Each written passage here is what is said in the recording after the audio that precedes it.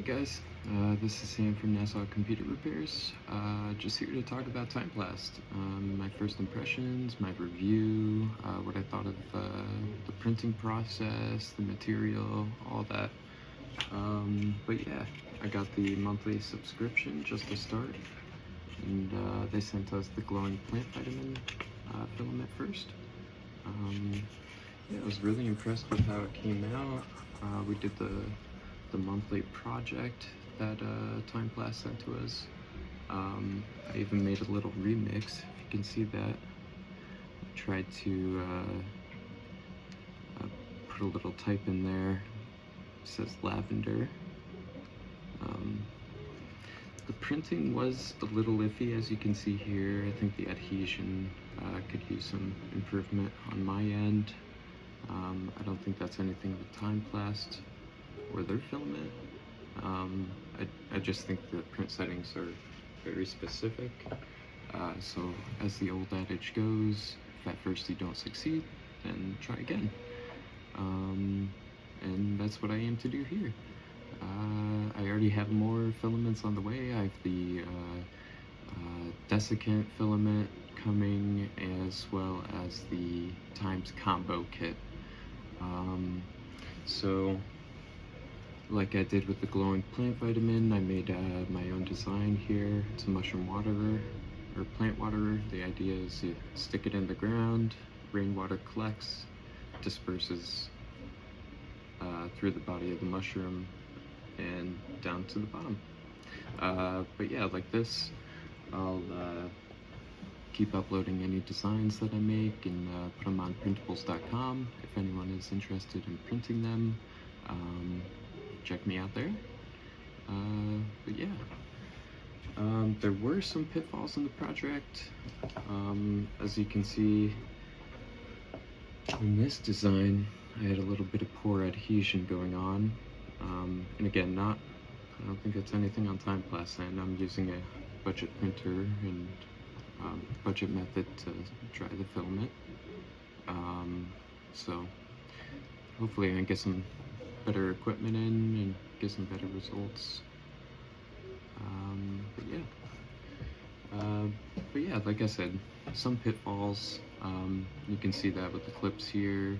I tried to make a garden planter. It didn't exactly come out the best, but I'm trying to print it on regenerative PLA plus at the moment, so hopefully I can get a better print of that just to show you guys. But yeah, with this one, it's just the top portion of the model didn't really print out okay. The bottom two planters did, but it looks like only about 1/8 of the top planter got printed. But no big deal. I'll still use the bottom two planters and see how that comes out. And then I tried it again with another print, but it just strung all the way, you know, for like the last half of the print. And I also combined that with another set of like mushroom waterer prints, so that could have been my issue there as well. I think with this material, it's probably best to just focus on one print and one print only, and then move on to the next from there. But yeah, I'm not going to cut it as a total loss. I think it'll be good material to just toss in the garden beds every once in a while. You know, it's not to waste it. But yeah, really happy with the results.